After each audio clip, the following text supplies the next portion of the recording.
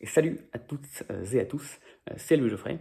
Et aujourd'hui, je vous retrouve pour une vidéo dans laquelle on va parler des résultats de mes concours blancs. Juste avant, parce que je pense qu'il y a des gens qui ont pu cliquer sur cette vidéo de manière un peu aléatoire, parce qu'il y a résultats et concours dans le titre. Je m'appelle Louis, je prépare le concours de l'agrégation externe de chimie, plus précisément de physique-chimie, option chimie. J'ai mes concours blancs qui ont eu lieu il y a à peu près un mois, à l'heure où je tourne cette vidéo. Aujourd'hui, on va parler des résultats de ces concours.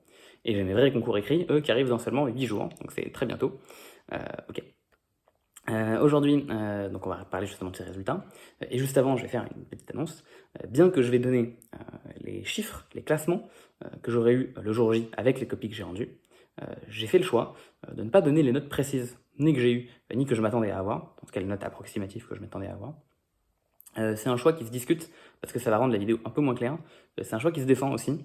Je vais essayer de faire mon mieux pour que la vidéo soit le plus claire possible vis-à-vis de ce que je pouvais faire, de ce que je ne pouvais éventuellement pas bien faire, sans vraiment rentrer trop dans les détails de ces chiffres. Et pourquoi est-ce qu'au fond, c'est les classements que je vais donner? Parce que c'est ça qui m'intéresse le plus. L'idée, c'est qu'à terme, une fois que je serai, imaginons que j'ai l'agrégation, une fois que je serai enseignant dans le futur, j'aimerais à terme pouvoir récupérer a priori une classe de préparatoire aux grandes écoles.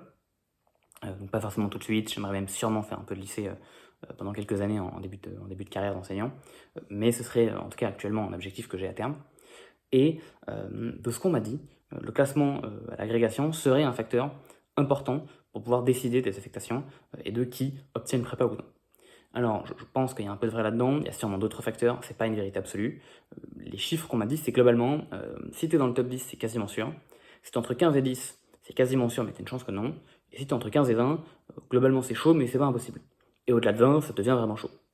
Alors évidemment, c'est des classements qui sont arbitraires, je pense que ça change beaucoup d'une année à l'autre, je pense que ça change beaucoup d'une personne à l'autre, ça dépendra aussi beaucoup de ce que ça donnera dans mes premières années d'enseignement, ça dépendra de plein d'autres choses.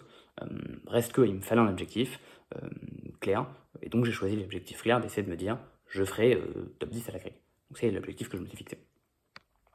Même si hein, j'ai conscience que c'est très arbitraire et que c'est pas du tout ça qui va... c'est pas parce que je fais 11e que mon futur sera de ne pas devenir un prof de classe préparatoire, et inversement. C'est pas parce que je fais 7e que j'aurai forcément une classe prépa. Voilà, on est au courant là-dessus, il fait un objectif clair, j'ai fait un objectif clair. Et donc au final, eh bien, la réussite ou non, en tout cas d'une épreuve, en fait va surtout dépendre de à quel point est-ce que c'est concordant avec l'objectif que je m'étais fixé. Et au final, c'est ça qui importe le plus. Et donc c'est pour ça que j'ai décidé de pas forcément donner les notes précises, parce que techniquement, c'est pas ça le plus important, c'est pas ça la chose qui est à retenir. Ok, donc maintenant qu'on a parlé de tout ça, je vais faire un bref rappel, je suis désolé, de comment se sont passées les épreuves. L'épreuve A, c'était une épreuve de chimie, et en fait, c'était une épreuve dans laquelle je me suis senti moyennement bien. Pourquoi? J'étais très détendu pendant toute la période qui a précédé ces concours blancs, peut-être un peu trop, et j'étais persuadé de ne vraiment avoir aucun stress pour cette épreuve. Je m'en suis pas caché, je l'ai dit en vidéo et je le pensais sincèrement. Jusqu'à ce que dimanche soir, je tourne ma vidéo pour dire « Ah, demain j'ai mes concours et je suis pas stressé », j'éteins mon téléphone, je publie les vidéos, je me lave les dents, je vais me coucher, et là, en fait, je me rends compte que derrière ce calme apparent, se cachait malgré tout un stress résiduel qui a fait son apparition et qui me fait passer une nuit plus courte que ce qui aurait été prévu.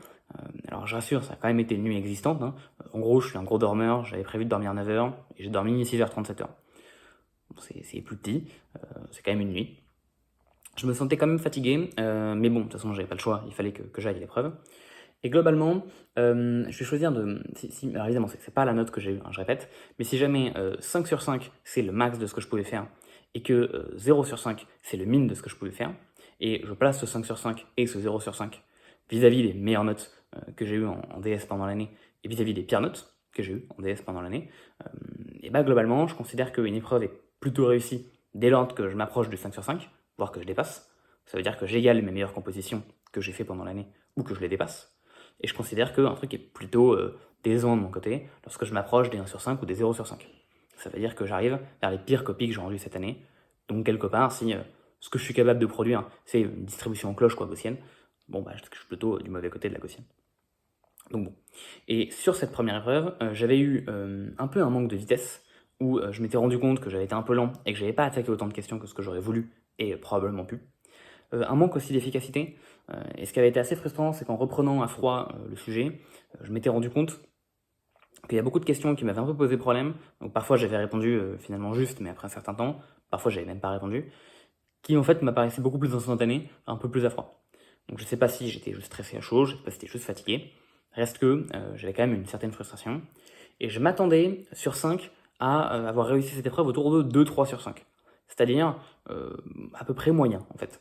Euh, je m'attendais à avoir mieux réussi que les épreuves où j'étais à 0 sur 5 pendant l'année, qui avaient été les plus décevantes, mais quand même clairement assez moins que les épreuves où j'avais rendu mes meilleures compositions. Il se trouve que sur cette épreuve-là, bah, j'ai été en fait assez juste, puisque j'ai eu environ autour de 2-3 sur 5, donc à peu près ce à quoi je m'attendais. Et en effet, hein, que ce soit et en composition, donc dans la production, quantité de production et dans la qualité de production, bah, j'étais en fait assez juste.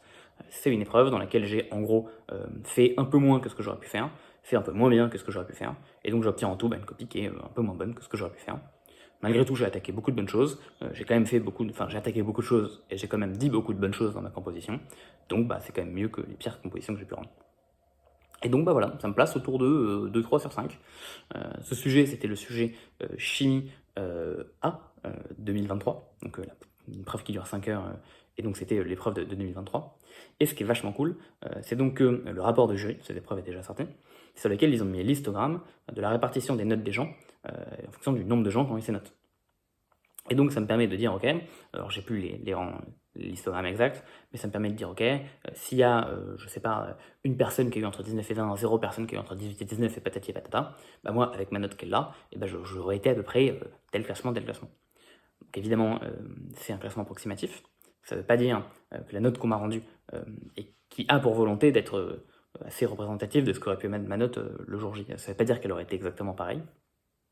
Et ça ne veut pas dire que s'ils redistribuaient ce sujet-là aujourd'hui sans que personne n'ait pu s'entraîner dessus, ça ne veut pas dire que les gens auraient exactement les mêmes notes. Hein. Ça veut pas dire qu'on aurait le même histogramme. Reste que si là je claquais des doigts, que je me téléportais en 2023 et que je faisais cette épreuve, j'aurais été classé entre 5 et 6e. Et donc en vrai, bah, c'est bien en fait. Alors évidemment, c'est bien.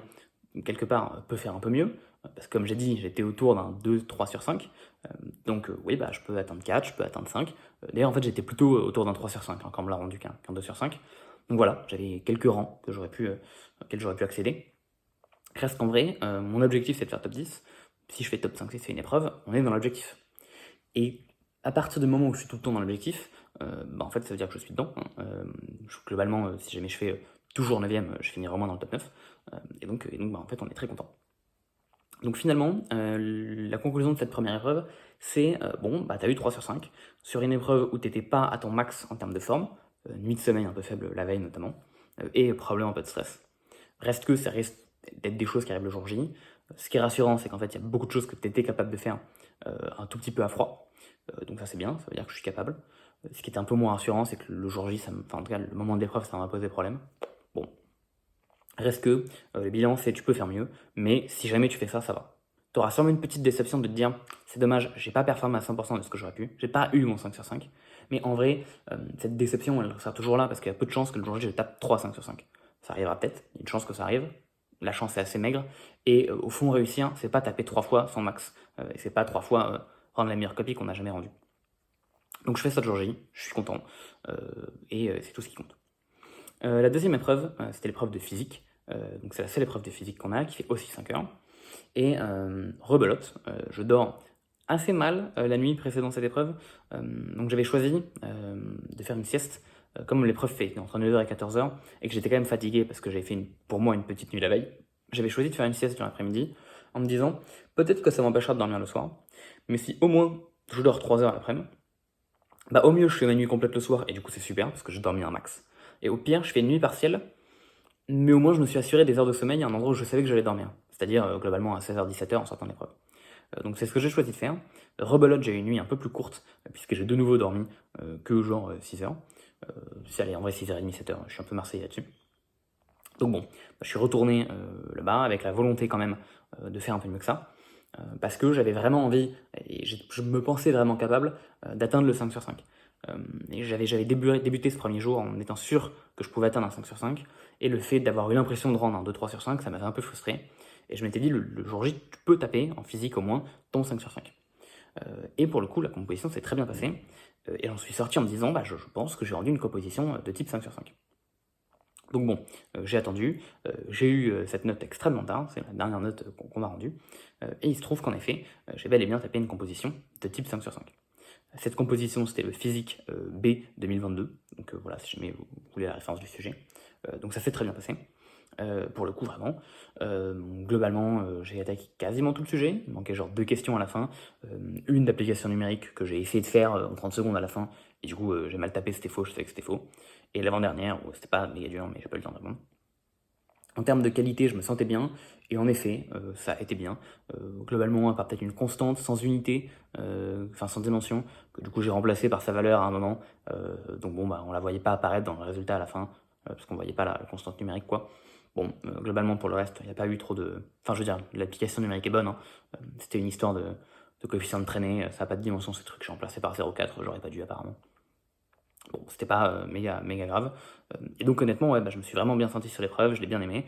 J'ai rendu un 5 sur 5, c'est ce que je pensais, en effet c'était le cas. Donc évidemment, c'est dur de pas être content d'avoir rendu une épreuve comme ça. J'ai regardé le classement le jour J, j'aurais été entre premier et deuxième. Bon, encore une fois, hein, il y a un monde où j'aurais été premier, il y a un monde où j'aurais été deux, j'aurais peut-être été trois, mais bon, on se comprend. En tous les cas, ça veut juste dire que si j'étais trois, il y avait d'autres excellentes copies. Donc en fait, ça reste excellent dans tous les cas. Donc en vrai, il n'y a pas forcément grand chose à dire ici, hein. Je suis extrêmement content. Globalement, je pense pas réussir à reproduire ça le jour J. Alors après, je dis ça, mais il se trouve que techniquement, le dernier devoir que j'ai eu avant mon agrès blanche, c'était aussi un 5 sur 5. Donc bon, je suis sur une streak de 5 sur 5, jamais 203, hein, c'est ça. Donc je vais essayer de faire ça le jour J. Maintenant, techniquement, enchaîner de 5 sur 5 à la fois mon dernier DS et sur mon agrès blanche, ça me permet surtout d'être plutôt en confiance sur le fait que dans tous les cas, c'est une épreuve qui se passera bien, sur le fait que même si je perds un peu pied, en fait, j'atteindrai que mon 4 sur 5. Donc ça me met en fait plutôt en confiance sur cette épreuve de physique, dans laquelle je pense que je peux rapporter des points. Je pense que ce qui est important ici, c'est de ne pas se mettre de pression. C'est de pas se mettre de pression en disant ok, si j'en ai eu deux, forcément que j'en ai un troisième, machin, parce que c'est le meilleur moyen, c'est d'arriver dans un sujet, de se dire de toute manière, je sais que je finirai le sujet et que j'aurai tout bon, et en fait de pas y arriver et de pas arriver à une question 3 et de commencer à se frustrer, et de commencer à paniquer. Je pense que c'est la pire chose à faire. Donc l'état d'esprit dans lequel j'y vais, qui je pense est le meilleur état d'esprit, sinon c'est pas celui que j'adopterai. Encore une fois, hein, c'est juste ce que je pense actuellement, et pour moi, je sais pas si c'est universalisable. Mais donc actuellement, je me dis, j'y vais en me disant qu'il y a de fortes chances que je fasse un peu moins bien le jour J, et c'est dommage de faire moins bien le jour du vrai concours que le jour du concours blanc.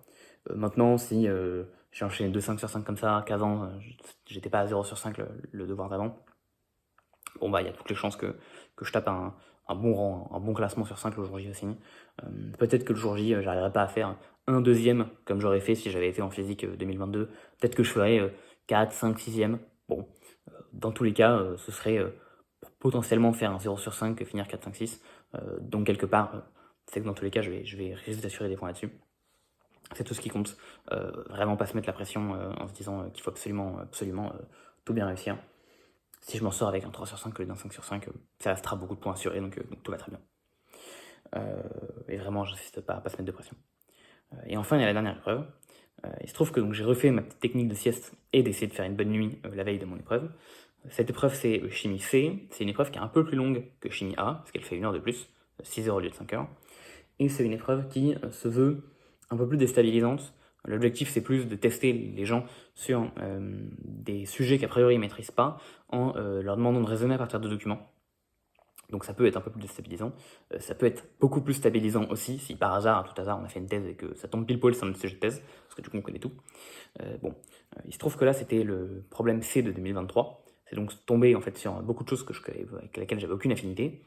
Globalement, des calculs un peu d'électronégativité, un peu théoriques, suivi d'utilisation de diagrammes pour faire de la chimie du solide, et enfin suivi du modèle de Langmuir. Voilà, si jamais vous savez, vous savez. Je l'avais déjà un peu exprimé, mais ce qui était compliqué pour moi dans ce sujet, c'est que la cristallographie, c'est un truc que j'ai jamais vraiment fait en fait. J'ai fait la cristallographie de première année de prépa où c'est vraiment en fait de la géométrie et de la description de solide. J'ai fait la chimie du solide analytique dans laquelle on parle des défauts, dans laquelle on parle de la théorie des bandes, dans laquelle on parle des semi-conducteurs, j'ai fait tout ça. Mais j'ai pas fait la chimie du solide, dans laquelle on a des projections stéréographiques, dans laquelle on essaie de remonter à, je sais pas, enfin en gros dans la projection un peu des RX, quoi, la projection des gens qui font des choses, dans laquelle on parle, je sais pas, d'ordre de groupe, dans laquelle on parle des plans de symétrie, j'ai pas trop fait ce genre de choses. Et donc ça fait que c'était un sujet sur lequel j'ai dû beaucoup essayer de m'approprier les documents, et je pensais l'avoir fait avec un succès. Pareil pour Langmuir, c'est un modèle que j'avais jamais vu, plus précisément je l'ai vu une fois en concours quand j'étais en prépa. C'était posé sur une seule question, c'était un truc hyper compliqué là, c'était Minpon 2022 si vous voulez, enfin c'est un zinzin, je crois que c'est autour de question 15. On avait tout le modèle nous-mêmes à faire, une question de cinétique, c'était je pense la question la plus dure du sujet. J'avais brouillé des choses, mais je sais que j'étais pas arrivé au bout. Et donc bon, c'est sûr que le sujet m'a pas fait de cadeau. Moi, mes spécialités, c'est plutôt l'orga, c'est plutôt les couplages entre, enfin en gros les réactions catalysées par des métaux, c'est plutôt de la photochimie. Bon, c'est plutôt ça mes spécialités, c'est clairement pas la cristallo. Et ça en particulier, c'est un cours que la majorité des gens, je pense, avaient fait. En tout cas, enfin, j'ai pas sondé tous les gens de ma promo pour savoir s'ils l'avaient fait, mais je sais au moins que certaines personnes l'avaient fait. Moi, pour le coup, jamais. Et malgré tout, et ben je m'attendais en fait à avoir réussi cette épreuve, puisque j'en suis sorti en me disant 4 sur 5. Je suis sorti en me disant ça parce que j'avais eu un petit manque de vitesse qui m'avait fait que j'ai pas attaqué quelques dernières questions, et je pensais que ça me poserait quelques soucis, je le savais. Mais globalement, bah, je me sentais confiant dans la qualité de ce que j'avais fait. Je me disais que j'ai peut-être une 2 erreurs à droite à gauche, mais que ce serait pas trop grave. Enfin, il y a quelques résultats où j'étais pas trop confiant, et en général, quand je suis confiant de tout, en fait, j'ai genre 80% d'efficacité. Ça veut dire qu'il y a quand même 20% des points que j'ai pas, que je fais faux, que j'oublie des choses. Donc si je sais que j'ai quelques résultats faux, c'est que ça va descendre un peu. Mais en vrai, je me disais ça va. Et donc j'avais vraiment prévu d'avoir genre 4 sur 5. Et en fait, j'ai pas eu 4 sur 5. En fait, j'ai eu genre moins 1 sur 5. Ça veut dire que c'est donc la note qu'on m'a rendue est pire que toutes les autres notes que j'ai eues cette année, y compris les devoirs où j'avais l'impression d'avoir vraiment foiré. Et là, bah là, ça fait mal.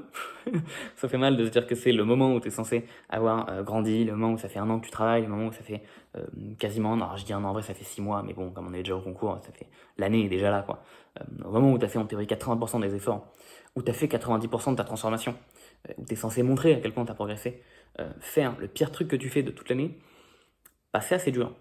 Alors évidemment, il y a des circonstances atténuantes. Par exemple, oui, mais c'était pas un sujet de prédilection, c'est vrai. Oui, mais t'étais fatigué, c'est vrai. Oui, mais reste que le jour J, je serai pas dans une condition optimale aussi. Et en fait, c'est des choses avec lesquelles il faut que je compose. Et le fait que je tombe sur un sujet qui n'est pas mon sujet de prédilection, le fait que je tombe sur un moment où je suis fatigué, bah ouais, en fait, le jour J aussi, je serai stressé, le jour J aussi, je vais faire des petites nuits. Donc malgré tout, c'est pas des composantes avec lesquelles je peux traiter. Épreuve en est, même en étant stressé, même en étant fatigué, le chimie A, j'ai eu genre 3 sur 5, et chimie et la physique, j'ai eu genre 5 sur 5. Donc c'est des choses avec lesquelles je peux composer quand même. Donc forcément, moins 1, c'est un peu rude. Alors j'ai repris ma copie pas suffisamment en détail pour analyser précisément ce qu'a pêché. Il me reste encore une semaine de révision, c'est ce que je vais faire pendant... Alors je vais pas passer une semaine à faire ça, mais je vais le faire pendant la semaine qui suit. Et forcément, c'est assez dommage, et ça accuse le coup. Alors il y a quand même un truc qui est un peu rassurant, c'est que je suis quand même allé regarder donc sur l'histogramme de Chimie C 2023, à quelle place j'aurais été avec cette copie-là. Et en gros, j'aurais été 10 11e, entre 10 et 11e. Ce qui, quelque part, alors est à la limite dans ou à la limite à l'extérieur de l'objectif, ce qui, techniquement, permet de dire que c'est le seul devoir où je suis vraiment pas content de ce que j'ai fait. Maintenant, il y a des choses rassurantes à en tirer. La pire copie que j'ai fait de toute l'année me permet de me classer 10 11e, sachant que mon but c'est de me classer dans le top 10. Donc quelque part, vu ce que j'ai fait là, ça tend à sous-entendre que même si jamais je fais 3 moins 1 sur 5 le jour J, je suis 10 11e. Et comme en fait c'est du classe 3 fois 10e, en général t'es plus que 10e, il se trouve que bon, le classement marche comme ça, hein. Si jamais tu te classes tout le temps avant-dernier, tu finis dernier, si tu te classes tout le temps en deuxième, tu finis premier. Je pense que vers le milieu, ça s'homogénise un petit peu. Donc bon, je pense que comme il y a genre 60 places, tout le temps dixième, ça fait que t'es quand même top 10. Donc ça tend à me dire que si jamais je fais tout le temps des moins 1 sur 5, quelque part, je vais quand même dans mon objectif, sur le bout du rasoir, mais j'y vais quand même. Le truc, c'est que malgré tout, ça reste la pire copie que j'ai rendue, et ça reste surtout une copie où j'ai l'impression de pouvoir faire beaucoup mieux. Quand je considère que 5 sur 5 c'est le max que je peux faire, c'est parce que c'est le max que j'ai fait jusqu'à présent. Et c'est le max que j'ai fait plusieurs fois jusqu'à présent. Donc je sais que le 5 sur 5 que j'ai eu, c'était pas un coup de chance. Si vous voulez, j'ai pas multiplié les 1 en faisant une fois un 5. J'ai oscillé de manière à peu près continue entre 5 sur 5 et 1 sur 5. Allez, entre 0 sur 5. Et donc, forcément, c'est pas exclu que je fasse en dessous, si on est toujours sur la gaussienne, hein, c'est pas exclu que je tape très à droite ou très à gauche de la gaussienne, donc tout comme c'est pas exclu que le jour J, je tape un 7 sur 5, bon, il se trouve que là, j'ai tapé très à gauche de la gaussienne, en tout cas de ma gaussienne actuelle. Donc forcément c'est une déception, forcément je vis ça comme un échec, même si fondamentalement ça reste en fait une copie, ou si je fais ça tout le temps, bah, ça a l'air de passer. Donc bon, faudra voir un peu comment ça se goupille le jour J. Il y a des gens qui m'ont dit oui, mais le jour J, tu tomberas sur un sujet qui est un peu plus ta spécialité. Comme je vous ai dit, je pense que c'est pas vraiment quelque chose avec lequel il faut, un état d'esprit dans lequel il faut partir. Parce que je peux très bien retomber sur de la chimie cristallo du solide avec représentation stéréographique. Bon, donc je pense pas que ce soit une très bonne chose. Non, je pense qu'on peut le dire, enfin, en tout cas, moi je vis ça de manière personnelle, un peu comme un échec. J'aurai l'occasion de rebondir un peu et probablement de faire mieux durant mes vrais concours, en tout cas j'espère. Et puis, bah, dans le pire des cas, hein, voilà, la vie va continuer. Si jamais je fais 3 fois moins 1 sur 5, la vie continuera. Malgré tout, il se trouve hein, que si jamais je veux en fait marquer un maximum de points écrits, c'est parce que par la suite il y a les oraux, et donc malheureusement le concours c'est en 2 temps, alors malheureusement heureusement, et les oraux, autant en prépa je savais que c'était vraiment mon point fort, et je pouvais pas me dire ça, parce que tu peux pas te dire ça quand t'es en prépa. Mais au fond je me disais que si j'étais admissible, j'étais probablement admis à l'école que je voulais, parce que je m'attendais à passer devant pas mal de gens à l'oral, et en effet ça a été le cas. Là je suis un peu moins sûr, en agrég par rapport à la prépa, le format des oraux change, et je pense que, pas forcément que je sois mauvais, mais que je suis moins assuré mon bon, et surtout, j'ai l'impression que les points à l'oral sont beaucoup plus volatiles que les points à l'écrit. J'ai l'impression qu'il y a moins de choses qui séparent, enfin, en fait, j'ai l'impression que les gaussiennes, si on parle toujours des gaussiennes, ont des écarts types beaucoup plus importants pour les notes d'oraux. Je pense que je peux passer 10 fois, enfin, bon, évidemment, comme j'ai dit, j'ai la volonté de pas afficher de notes exactes, mais je pense que l'échelle entre le 0 sur 5 et le 5 sur 5 à l'écrit, en fait, en termes de notes réelles, il est pas si élargi que ça, alors qu'à l'oral, il est beaucoup plus. Et donc, c'est pour ça que j'ai envie d'assurer le maximum de points à l'écrit. Pour me dire que si jamais je fais un 0 sur 5 à l'oral, et ben je perds pas énormément de points par rapport à un 0 sur 5 à l'écrit. Donc bon, c'est justement pour éviter cette volatilité que j'ai envie d'essayer de maximiser le max de points à l'écrit pour me mettre le plus à l'abri, en fait, techniquement. Et je pense que c'est une des disciplines dans lesquelles je peux me mettre à l'abri. Ce qui est sûr, c'est que si j'arrive à réaliser 3-5 sur 5, je suis le roi du monde, et donc je suis parfaitement très heureux. Mais bon, comme on l'a vu, c'est quelque chose qui va être compliqué a priori. Donc bon, globalement, des leçons à tirer de tout ça. Actuellement, je sais pas si j'en ai tant que ça. Ce qu'on voit, c'est que bah, si jamais j'ai tapé sur une gaussienne, j'ai tapé une fois au milieu, une fois très à droite, une fois très à gauche. Malheureusement pour moi, un peu trop à gauche. Donc bon, bah, faudra que le jour J essaie de maximiser, de taper plus à droite des gaussiennes. J'espère me dire que les notes du vrai concours seront meilleures que les notes du concours blanc. Pas forcément parce qu'ils noteront plus gentiment, mais parce que j'aurai eu mes 2 semaines d'entraînement un peu intensives de révision. Et là, ça fait une semaine que j'ai vraiment beaucoup bossé. Il me reste encore une semaine dans laquelle je pense probablement encore pas mal bosser. Mais je vous parlerai de toutes ces révisions bah, la semaine prochaine. Comme ça tout sera terminé. Je pourrai vous dire un petit peu ce que j'ai fait, si j'ai trouvé ça bien ou pas, et éventuellement quelle frustration j'ai eu à ce niveau-là. Enfin bon. Donc voilà, c'était les résultats des concours blancs. Si je devais résumer, je dirais que globalement, c'est quand même une réussite. Mais je pense que j'emploierais le terme de demi-réussite, probablement. Ce qui est peut-être un peu méchant, ce qui est peut-être un peu rude. Mais je pense que si on résume, bah si on fait si on considère qu'une note, encore une fois, si on considère que je peux pas aller plus bas que 0 sur 5 et je peux pas aller plus haut que 5 sur 5, si je fais la moyenne des notes, là je dois être autour de 3 sur 5, ce qui est en fait à peu près la moyenne, donc vers à moitié plein, vers à moitié vide. Il y a l'épreuve de physique notamment où j'ai vraiment réussi de manière aussi bonne que ce que j'aurais pu espérer. Donc à ce niveau-là, c'est une turbo réussite. L'épreuve de chimie C, où j'ai raté pire que ce que j'aurais pu espérer. Donc à ce niveau-là, c'est un très gros échec. L'épreuve A, où c'était vraiment dans la moyenne. Malgré tout, il y a forcément cette petite frustration de se dire je suis capable de mieux. Même si dans l'état, si je fais ça, ça va. Donc bon, c'est pour ça que je pense que je parlerai de demi-réussite. Dans le sens où fondamentalement, si je rends ça le jour J, j'aurai un goût amer de me dire c'est quand même dommage.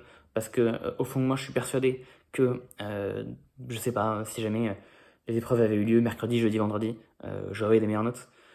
Maintenant, ça me permet quand même de rentrer dans mes clous et dans mon objectif. Et à partir de là, hein, c'est le but de fixer un objectif. Je m'en suis fixé un si je rentre dedans. C'est dur d'estimer que c'est un échec. Il restera, en fait, fondamentalement, ce sera objectivement une réussite. Il restera que la frustration de se dire, malheureusement, j'ai pas eu l'impression de m'être donné à 100% le jour J. Et surtout quand on passe autant de temps à se préparer, c'est toujours frustrant d'avoir l'impression de ne pas avoir performé à son max. Mais bon, c'est la vie.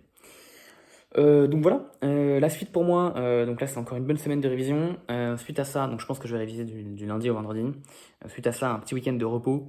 Je vous parlerai de tout ça dans la vidéo de dimanche prochain. Donc je vais peut-être sortir un peu moins tard que d'habitude, parce que je vais sûrement me coucher plus tôt que d'habitude. Concours blanc, vous connaissez. Pardon, concours blanc, vrai concours cette fois-ci. Et puis voilà, ça sera l'occasion de revenir un peu sur ces semaines de révision. Là pour vous, normalement c'est la fin, le début, le milieu des vacances, ça dépend dans quelle zone vous êtes. Donc bonne reprise, bonnes vacances si vous êtes en vacances. Moi sur ce, je vous souhaite une excellente journée, bon courage s'il y a d'autres préparationnaires qui font la grègue en même temps que moi. Dans 10 jours on est en vacances, hein, quasiment. Après il y a les oraux encore, mais on y est bientôt. Et puis voilà, je vous souhaite une très bonne journée et je vous dis à la prochaine. Allez bye.